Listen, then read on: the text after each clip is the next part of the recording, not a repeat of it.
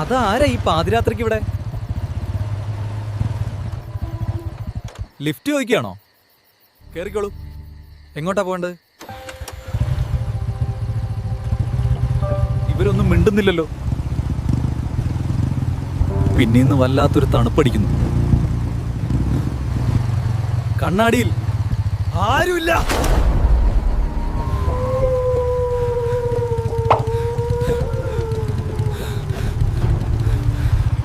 എവിടെ പോയി? ഞാൻ ഇറങ്ങുന്ന അറിഞ്ഞില്ലല്ലോ. അതെന്തായിരുന്നു? അവിടെ ആരെങ്കിലും ഉണ്ടോ?